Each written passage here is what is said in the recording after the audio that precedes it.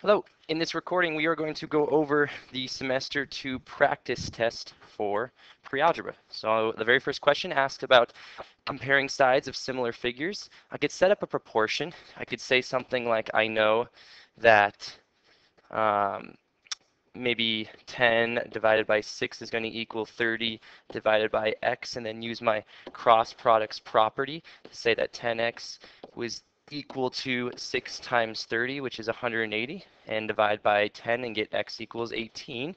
Another thing I could have noted is just that the second figure is 3 times as large, so 6 times 3 is going to give me 18. So my answer would be C. Question 2 has to deal with scales and maps. It says a map has a scale of 1 inch is equivalent to 30 miles. If Helena and Butte are 60 miles apart, then they are how far apart on the map? So I know one ratio is 1 inch per 30 miles. And I know I want to solve for when it's a 60-mile separation. So I have 60 miles is equal to how many inches? So I can use, again, my cross product property. 1 times 60 is 60 is equal to 30 times x. That's 30x. I divide both sides by 30, and I get that they must be 2 inches apart, which makes sense because it's twice as many miles. So 2 would be D. Question 3 says, if you roll a dice, what is the probability that the number rolled is a prime number? Well, a dice has the numbers 1, 2, 3, 4, 5, and 6, and which one of these are prime? Well, prime numbers are numbers that are greater, so prime. You have to be greater than 1 and have only factors be 1 and yourself. So you can think of them as the numbers who, if you try to make a factor tree for them, they wouldn't have any branches. It would just be the number itself. Well, those numbers have to be greater than 1, so it can't be 1 or 2, 3, and 5. So out of my 6 possible, 3 are prime. 3 out of 6 is going to give me 1/2. So I have a 50% chance of rolling a primed number. Question 4. We want to write each of these percentages as fractions. We need to recall, what does percent mean? Percent literally means, what does per mean? If you say miles per hour, it's miles divided by hours. Per means divide. Cent, if you have 1 cent, you have 1 penny. There are 100 pennies in a dollar, so cent is really 100. That's why there's 100 years in a century. So percent literally means divide by 100. If I have 33.33333, I'm going to have 33.33333, and that goes on forever. We'll stop it there. Divide by 100. If I divide by 100, I really just move the decimal place 2 to the left. So that's going to be 0.33333 going on forever. Hopefully we recognize that that is just 1/3. If I do not, I can use my calculator and say, what is 0.33333333333? Maybe that's good enough. And I ask it math, fraction. It tells me that decimal is 1/3. So number 4, 33 and 1/3% is 1/3 is a fraction. What about 80%?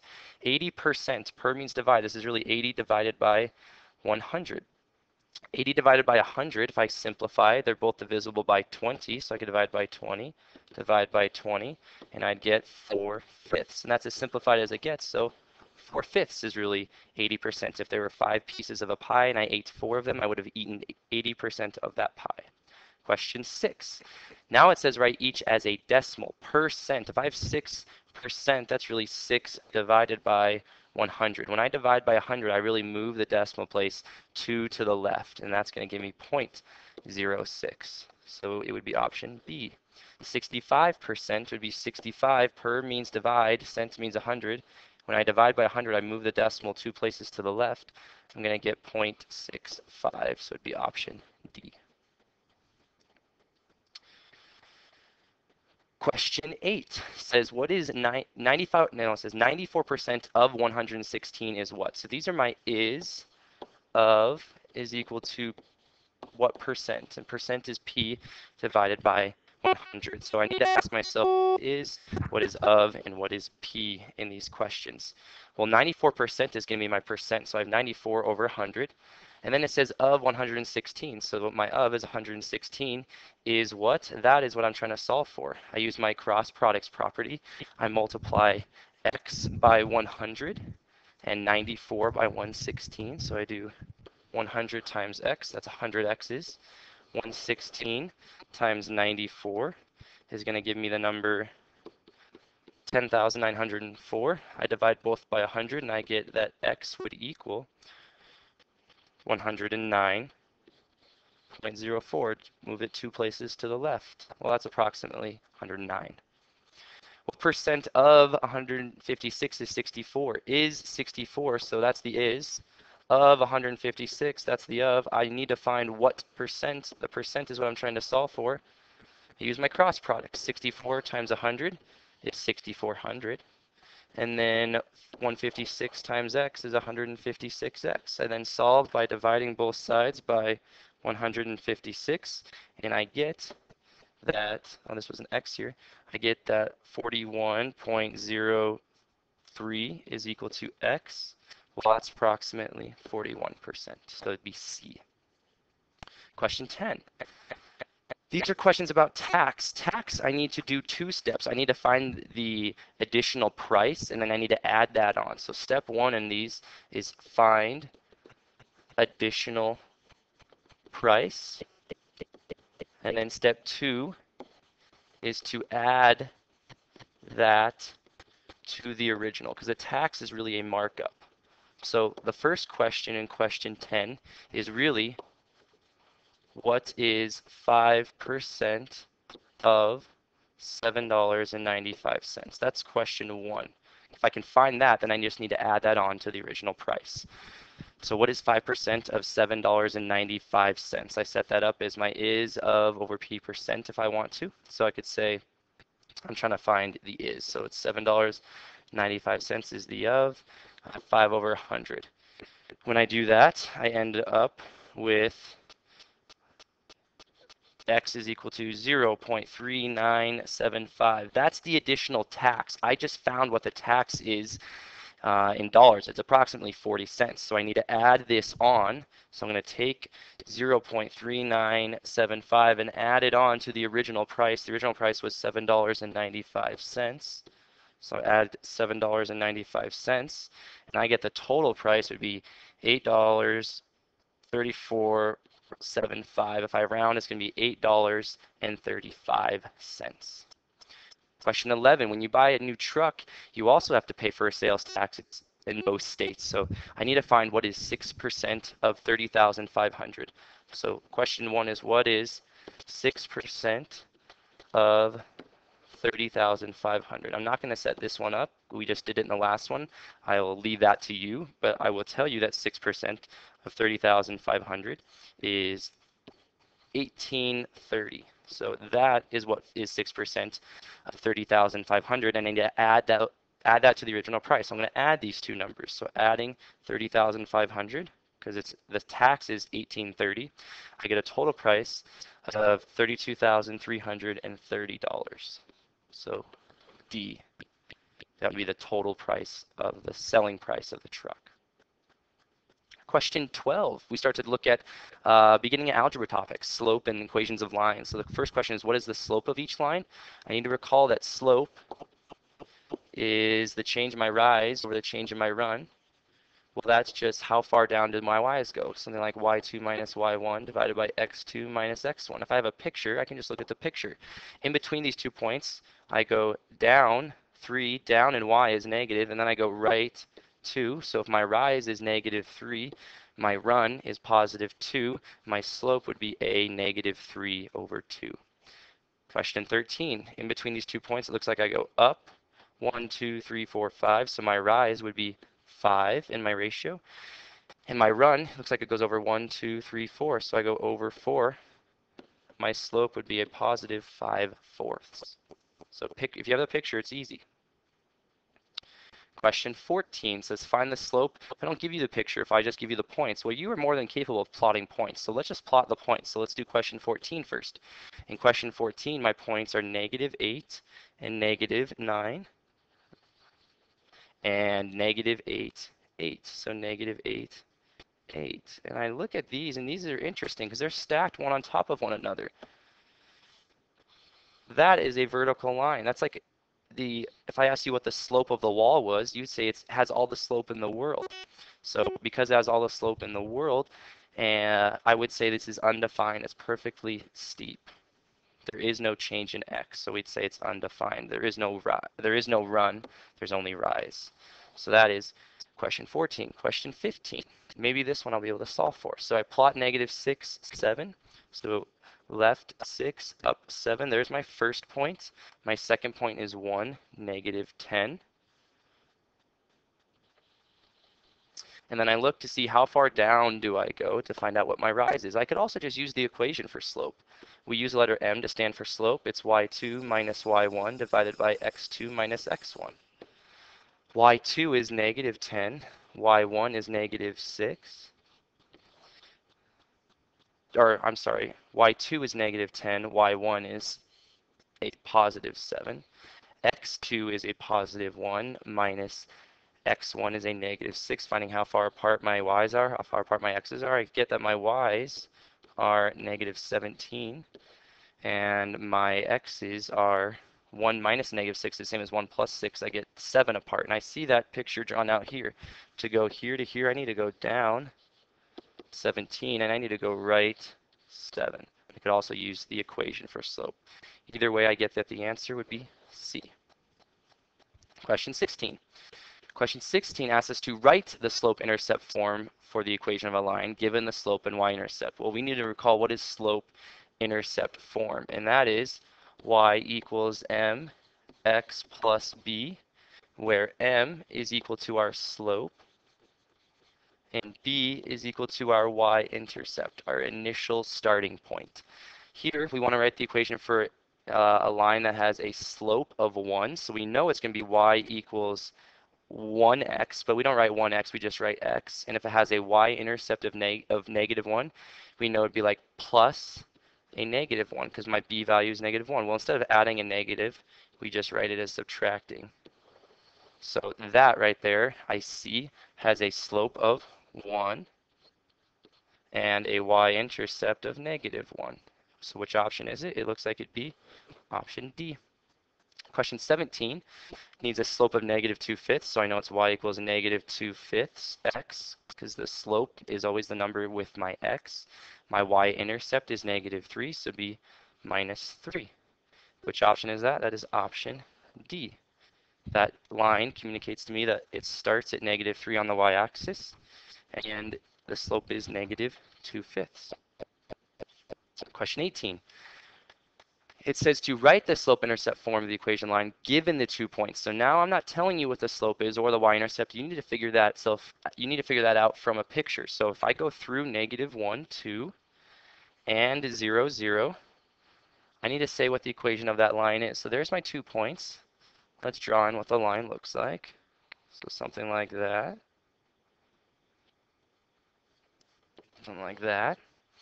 So what is the slope of that line? The slope is down 2 over 1. So the slope would be negative 2 over 1, which is negative 2. And if I look, the only option that available is option C that has a slope of negative 2.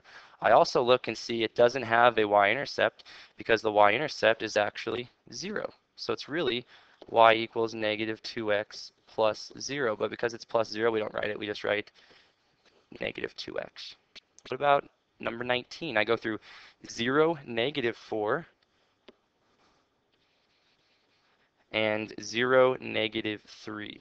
So those are my 2 points. If I draw on the line, it's actually going to be a vertical line.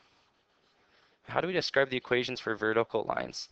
Well, let's look at this. I'm going to write out what do I notice about these 2 points. So I have 0, negative 4. I have 0, negative 3. Let's pick out another point on that line. Maybe I'll pick out this point right up here. That point, it has coordinate 0, 4. What do I notice? Every single point on this line has x coordinate equal to 0. And so the way we describe vertical lines is x equals whatever the x coordinate is. So in this case, it's x equals 0, because every point on that line has an x coordinate of 0. Question 20 has function notation questions. It says let f of x equal x plus 3. We want to find f of x when x is equal to 4. So we were wondering, when I substitute 4 in, what is the output value? Well, what is 4 plus 3? If I put 4 in for x, I get that f of 4 So when I substitute 4 in, I get an output of 7. So 7 is my output, 7 is my answer. Question 21 is the exact opposite question. It's now not telling me what x is. I need to find x. I know the output is equal to 15, so I know f of x is equal to 15. I know 15 is equal to x minus 3. I need to find what x is. I add 3 to each side to solve for x, and I get that 18 is equal to x. So I would choose option B. Question 22 says solve each system by graphing and stating where the two lines intersect. So in question 22, I need to graph these. This first one I'll do in red. This second one I will do in green. And I'll do the same for 23 as well. So top one will be in red. Second one will be in green. I want to graph negative 5x plus 1. Plus 1 is my starting point, so I'm at 1. The slope is negative 5, so I need to go, well, if I write negative 5 as a fraction, it's negative 5 over 1. So I need to go down 1, 2, 3, 4, 5, and write 1. There is my second point. I can draw in the line and say to look like that. Now I need to draw in the green line. Green line starts at negative 3, has a slope of negative 1. Negative 1 as a fraction is negative 1 over 1. So I go down 1, right 1, down 1, right 1. And I already see where it crosses. They cross at the point 1, negative 4. So it'd be option B. Question 23, I'll do the green one first. It starts at 4, and the slope is 5/3. So I need to go up 5, right 3. But that's going to go off my graph, so I need to be a little bit more clever. Well, instead of going up 5 and right 3, I could also go down 5 and left 3, because negative 5 divided by negative 3 is the same as 5/3. So let's go down 1, 2, 3, 4, 5, and left 1, 2, 3. And there, I have my green line. Now I'm going to do my red line. My red line starts at negative 4 and has a slope of negative 1. So I go down 1, right 1, and it takes me off my graph. But I could also go left 1, up 1. And I do that a few times, and I see where the two lines are going to cross. They are going to cross when x is negative 3 and when y is negative 1. That is option D. Question 24. It says find the square root of each of these and round to the nearest tenth when necessary. Square root of 42, that's not a perfect square, so I need my calculator to estimate that. So I'm going to come over here and type in second, get my square root symbol, 42. Square root of 42 I should know is between 6 and 7 because it's between 36 and 49, which are perfect squares. I get 6.48. So I'll go back and say it's approximately 6.48. That is 6.5 if I round to the nearest tenth. 25 is the square root of 9. 9 is a perfect square. Square root of 9 is equal to 3 because 3 times 3 is 9. So I get A. Question 26. Asked me to use the Pythagorean theorem. The Pythagorean theorem says for any right triangle, if I have A and B are my legs and C is my longest side, the hypotenuse, I know A squared plus B squared equals C squared. So here I have 6 and 6 are A and B, so I know 6 squared plus 6 squared equals my longest side, C squared. 6 squared is 36, so 36 plus 36 for both of these would be 72 is equal to C squared. So C is going to equal the square root of 72. That's how I undo a square. I take the square root of both sides. So I get my calculator and I say, what is the square root of 72? Whoa. Square root of 72 is 8.48 or 8.49. So back here, 8.49 is closest to B, 8.5. 27, here I have 3 is A. I don't know B, but I know that C is equal to 8. So I know A squared plus B squared equals C squared for a right triangle. So A is 3. So this is 3 squared is 9 plus B squared is equal to 8 squared is C, but 8 squared is 64. Now I subtract 9, so I get that B squared is equal to 55. I take the square root of both sides to undo the square to find what just B is.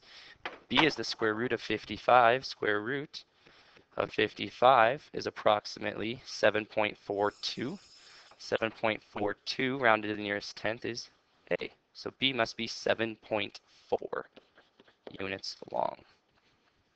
Question 28 says find the distance between each pair of points by using the Pythagorean theorem. So if I look at this, I'm going to draw in Because in order to use the Pythagorean theorem, I need to know the legs. This is 1, 2, 3, 4, 5, 6, 7 right there. How much does it rise? It goes up 3. So I have a little right triangle here. It looks like 7 and 3. So I know 7 squared plus 3 squared equals c squared, and c is my distance between those. 7 squared is 49. 3 squared is 9. I get equal to c squared. 49 plus 9 is 58 equals c squared. So c would actually equal the square root of 58. The square root of 58 is 7.62. And if I round that to the near, oh, I actually don't need to because this actually has it just as the square root of 58. That's nice. So it's d, square root of 58. If I got it as a decimal, it's 7.62. That's how far apart those 2 points are. Question 29 says, now, where is the middle of 2 points? How do I find the middle? Well, how do I find the middle of any two values? I average them. So I need to write down what the two coordinates are for these points. So this point has coordinate 1, 3. This one has coordinate, that point is -2, and down 1, 2, 3, 4, 5. So it's -2, -5. In order to find the midpoint, I average the x coordinates and I average the y coordinates. So the midpoint is going to be equal to the average x coordinate, average of 1 plus -2 divided by 2, and the average y coordinate would be 3 plus -5 divided by 2. 1 plus -2 is -1 divided by 2. 3 plus -5 is -2 divided by 2. I can simplify the y coordinate, so I'd say the midpoint is at -1/2, -1. So it would be -1/2, -1 would be right there. It would be option D. Question 30. It says, find the measure of the missing angle. Well, I know that there's 180 degrees in a triangle. So if I add up the 3-degree measurements here, I know 27 plus b plus 36 have to total to be 180 degrees. Well, 27 plus 36 on the left-hand side is just going to be 63. So I have b plus 63 equals 180. I subtract 63 to solve for b. I've already used up 63 of the 180 degrees, and I get that b is equal to 117 degrees. It needs to be larger than 90 because 27 plus 36 was less than 90. So 117 degrees. Question 31 says find the value of x. So I know again if I add up the three angles in a right or in a triangle, any triangle has to be 180 degrees. This little right angle is a 90-degree angle. And then this down here is 15x. So I'm going to add all of the measurements up. It has to equal 180. 90 plus 35 is 135. Plus 15x equals 180. I subtract 135. 180 minus 135 is going to be 45 degrees. So I have 15x equals 45. Divide by 15. Divide by 15. I get that x is equal to 3. So it'd be option B. Question 32 says find the area of each shape that we're going to find here. This is the geometry section. If I use my geometry sheet and I know the area of a circle is pi times the radius squared. The radius is 5, so the area is pi times 5 squared. 5 squared is 25, so this is pi times 25. I grab my calculator. The pi symbol is right here. It's the second button behind the caret symbol. So pi times 25 gives me 78.54. So I'd say area 78.54, which would be option B, square yards, because it's an area. 33 is a triangle. Area of a triangle is 1/2 base times its height, because it's half a rectangle. 1/2 times its base is 7.9 times its height is 4.5. So I multiply those three numbers. 1/2 is 0.5 times 7.9 times 4.5 gives me a total area of 17.775 square yards. That'd be option B. Area of a trapezoid, the only thing that's unfortunate about trapezoid is it has bases that are not the same size. Unlike a rectangle, they'd have the same size. So I need to average those two bases and then multiply by the height. So the area of a trapezoid, if I use my formula sheet, is 1/2 of base 1 plus base 2. That's the averaging part. And then once I have the average base size, then I multiply by the height. Kind of like a rectangle. I just don't need to average because rectangles have same size bases.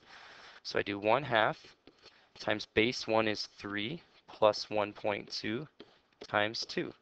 3 plus 1.2 is 4.2 times 2. And then I just multiply those three numbers. 0.5 times 4.2 times 2 gives me, well, 1/2 times 2 is just 1. So yeah, of course it's 4.2. So the area is 4.2 square feet. Then we moved on to the written portion of the practice test. So showing your work, not multiple choice. So I need to graph the equation. Y equals negative x plus 3. 3 is my y-intercept. That's my starting point. And my slope is negative 1. So I need to go down 1, right 1, down 1, right 1, down 1, right 1. There would be my line. Question 2. My y-intercept, my starting point is negative 1. My slope is up 1, 2, 3, 4, right 1, 2, 3. There'd be my second point. It's positive slope. Draw in my line. Question 3 and 4 are similar to questions 1 and 2. They look almost exactly the same. They're just inequalities. So I either need to shade above or below my boundary line. So I graph the boundary line just like I was graphing a regular line. Start at 3. Slope is negative 1. And because this one says I just need to be above the boundary line, I do not shade this in. This is like an electric fence. It says points on my boundary line would not make the inequality true. I only want points that are above my inequality. So if I shade in, I would shade in up here. Greater than is above. I could check 0, 0 if I wanted. 0 is not greater than 3, and that's why my origin is not shaded in. Similar in question 4. I get my boundary line first. My boundary line has a y-intercept of negative 1, has a slope of 4/3, so up 1, 2, 3, 4, right 1, 2, 3. This says it is equal to, so I do have a solid line. I could be on my line and still have true statements for the inequality. And I only want less than. That symbol means less than or equal to. The equal to part is what allowed me to make a solid line. The less than part tells me I need to shade in below it. I could check 0, 0. 0 is not less than or equal to negative 1. That is why my origin is not in the shaded region. Question 5 says solve the linear system by graphing. Where do the lines cross? So I graph each of these lines. One of them starts at negative, so this blue line, maybe I'll do there's the top one, starts at negative 2, has a slope of 1. So it's really up 1 over 1, up 1 over 1. So drawing in that line right there. Now the red line has a y-intercept of 2. It starts at 2 and has a slope of negative 1. So I go down 1, right 1. So I write negative 1 as a fraction. It's negative 1 over 1. And I see where they cross. They cross at the point that has a x-coordinate of 2, a y-coordinate of 0. I could plug 2 in for x, 0 in for y, and I could check my solution and see that they both make true statements. Question 6 is starting to interpret our linear equations. So if I have $50 in my bank account currently, I receive $8 for each hour I babysit. How much money will I have after I babysit for 9 hours? So I make $8 an hour times 9 hours plus the original 50 that was in my account. Well, 8 times 9 is going to give me an additional $72 plus the 50 that was originally in my account. So in total, I will have now $122. Question 7 says you currently have $40 in your bank account. You charge $8 for each hour you babysit and then deposit your earnings into your account. I now have 160 in my account. How many hours did I babysit? So I now know how much I have. I have 160. Again, I'm getting $8 per hour, but I don't know how many hours I babysat, so it's 8 times x plus the original 40 that was in my account. If I subtract 40, I really know that I've made an additional $120 babysitting. I take 120 and divide it by 8, and I find I must have babysat for 15 hours. Question 8 dealt with percentages and discounts. So if I go to Target, I'm going to look to buy a $70 backpack, and I have a 10% off coupon. How much is it going to cost when I go to the checkout? So I need to find what is 10% of $70, and then take that off of my original price because this is a discount. So 10% of 70. Of is my 70. I'm trying to find what is 10%. So I set up my proportion and I find that, well, it's just $7 off. I move the decimal one place. That's what 10% is. So it's $7 off. So the price I would pay after using the coupon would be $70 minus $7 discount. In total, it would be $63 is how much money I would need to have when I went to the checkout. Work shown below. I show all my work to the side.